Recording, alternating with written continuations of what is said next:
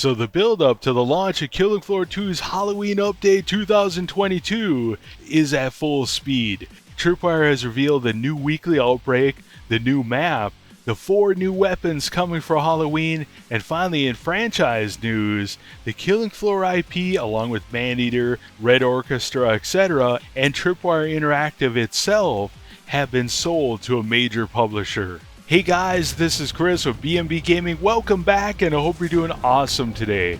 Thank you for all your support, all your likes, your shares, your comments.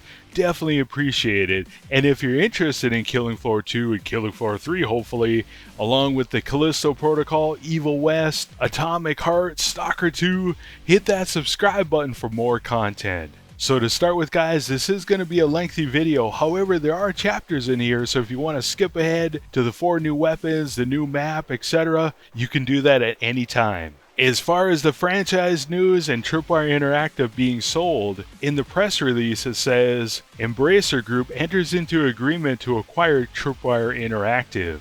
Through its wholly owned subsidiary Saber Interactive, has entered into an agreement to acquire 100% of the shares of the award-winning U.S. developer and publisher Tripwire Interactive from its 4 current owners. Tripwire Interactive is well known for the Killing Floor and Rising Storm series and their recent bestseller Maneater, as well as their publishing division Tripwire Presents. The statement from Tripwire says, "We've known Saber for a while now and are really excited about the opportunity to leverage everything they have to offer. Together, we are going to be able to deliver more new Tripwire titles more often than ever before, as well as ramp up the published titles.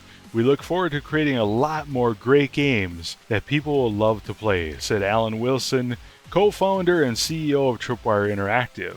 Later on in the press brief it says, "This acquisition adds an extremely experienced development group with its collection of 4 strong franchises, Maneater, Killing Floor, Rising Storm, and Red Orchestra." I always thought Rising Storm and Red Orchestra were the same thing, but what do I know? Well, anyways, it goes on and says, the group, Tripwire Interactive, has an exciting AAA title in production, as well as a rapidly growing publishing division. Now, I highlighted that because a lot of YouTubers are running with that and saying that means that Killing Floor 3 is confirmed.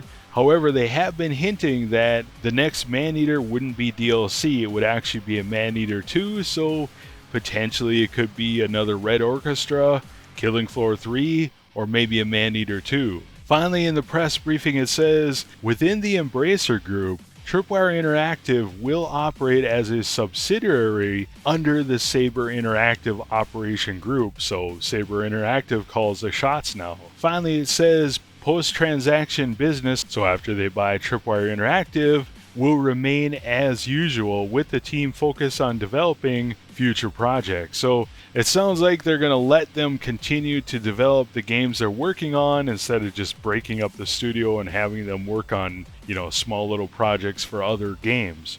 Now, if you're curious like myself, you're probably wondering, how much did they actually pay for Tripwire Interactive? Now, we don't have the specific number. However, we do have kind of a ballpark figure here. Along with buying Tripwire Interactive, Embracer also bought 5 smaller studios, which I never heard of, so I'm assuming they're not expensive. Along with that, they also bought the Lord of the Rings merchandising rights. Now, they didn't release the figures for each individual purchase, but they did release how much they paid for all of these different studios and IPs together, the total being $770 or $780 million. Now, this is speculation on my part, but let's say Lord of the Rings cost them $700 million, the 5 little studios cost them maybe $1 million each, so let's give Tripwire Interactive, or the 4 founding members, $70 million, so $17 million each. Not a bad payday. Now, as far as what this means for Killing Floor and Killing Floor 3, this is going to be speculation on my part, but I think Killing Floor 3 is or will be in full development either at Tripwire Interactive or at Saber Interactive because the Embracer Group now owns the Killing Floor IP. They can give it to any development team they want to. And if you're new to Killing Floor 2, basically Saber Interactive has been doing all the updates for Killing Floor 2, I believe for 2 years or 2.5 years now. So they have a lot of experience with this game. As far as the upcoming Killing Floor 2 Halloween update, first of all, we're getting a new Weekly Outbreak. Now, I'm not going to read the blog post on this one, I'll just read the bullet points, and this was written up by a noob sniper on the Killing Floor 2 Reddit. First of all, the new weekly is called Primary Target. It's a VIP escort-like game mode where one player is randomly selected per wave as the primary target. This player is singled out specifically by the Zeds, and this target must remain alive throughout the entire wave, lest the game ends in failure. Another part of it is that the targeted player cannot self-heal. They can only receive healing from other players, so health grenades or healing syringes, etc. Now, to compensate for this increased focus of aggression, the primary target has a health boost, as well as being able to deal increased damage, and if you're a solo player, you're still going to be able to play this game mode, and I have no idea how. Maybe you'll be able to heal yourself, or they'll have some other mechanic. Now, along with the new Primary Target Weekly, they also announced a couple weapons they're going to be buffing in the Halloween update. First of all, they're going to be improving the HRG Blast Brawlers, which is a support weapon. With the Blast Brawlers, they're going to increase its stumble power, primary attack speed, and blocking animation transition speed. The second weapon they're going to be improving is the Mind Reconstructor. Here it says they're going to increase impact damage, explosive damage, and they're decreasing the weight from 8 down to 7. As far as the 4 new weapons that are coming in the Halloween update, first we have the HRG Locust for Survivalists.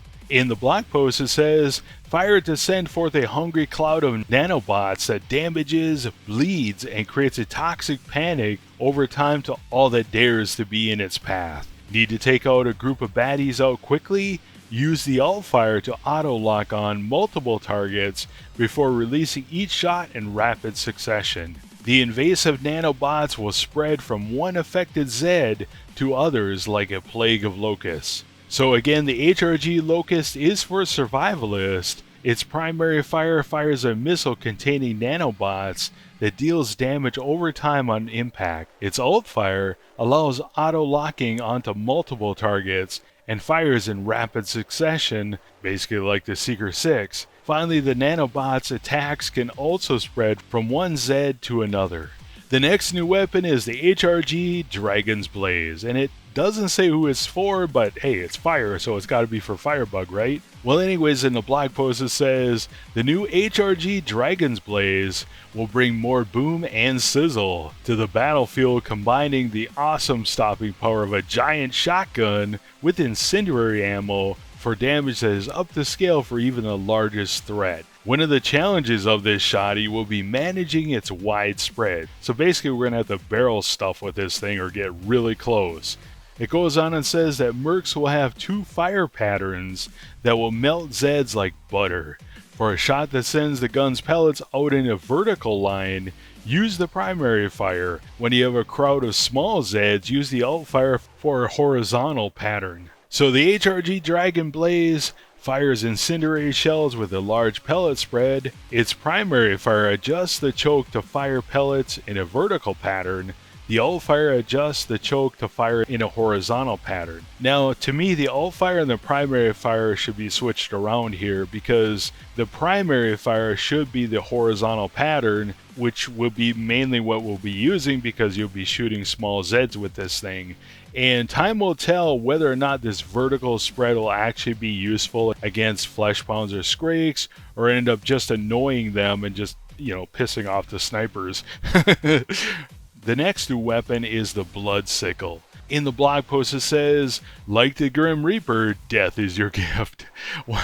That's pretty funny. What better tool to grant it to the unnatural mobs of monsters on the loose than a scythe? Berserkers will reap the miscreations of Claimly, so the Patriarch, and others that have sown with the new lethal Blood Sickle. While the blade is folded and shorter, it makes for a faster flurry of cuts, perfect for when mercs want to get up close and personal. For more long-range savage slashes, unfold and extend the blade out. Along with the choice of blade configuration, you have two types of attacks. Light attacks can be used to form directional strikes, while heavy attacks execute a double swipe. So the Blood Sickle is their first paid weapon DLC for Berserker. While the blade is folded and shorter, attack speed is faster, but has a shorter reach. While the blade is unfolded and extended, attack reach is longer. And finally, light attacks can be used to perform directional strikes, while heavy attacks execute a double sweep attack. The fourth new weapon is the G36C for SWAT. In the blog post it says, throughout the years, Zeds have been found with grotesque appendages of armor. Body horror like this is disturbing but also creates a challenge to mercs. With the G36C assault rifle, SWATs will soon have a way to crack this problem. Armed with armor-piercing ammo, the G36C will make a hole in any threat. This new rifle will pierce the hearts of ambitious mercs with its two firing modes. Primary fire is full auto, but can be switched to semi-automatic in a snap. So the second new paid weapon DLC is the G36 assault rifle for the SWAT. I thought SWAT was supposed to be SMG. I don't know, technicality I guess. Well anyways, the G36 is loaded with armor-piercing rounds. I guess we're going to have to wait and see how that actually affects. Is it just cosmetic, or is this thing going to blow through, for example, rioters, be able to shoot them in the head and kill them quickly? Also, I would think this would make the SWAT viable on boss waves, so you could shoot through the Matriarch's helmet, etc. I guess we'll have to wait and see. As far as the new map, or new official map, it's Barmwick Town, which is a community map created by Moonglint. Now the interesting thing about this map is it actually has I guess you would say a treasure room or armory room or something. So if you go around the map and shoot, I believe it's 6 medallions, it opens up this treasure room and you get all these tier 4, tier 5 weapons. So it might be worth doing during the waves. Now you're probably wondering, when exactly is this coming out? When are we going to get the Halloween update? We don't have an official release date yet. But if we look at last year, the PC beta started on September 3rd, so probably next week, September 6th, around that time. And last year, the full update for PC, Xbox, PlayStation launched on October 5th. So my guess would be it's going to launch the first week in October this year, barring any major technical issues. So what do you guys think? Let us know in the comments below. What do you think of Tripwire being sold?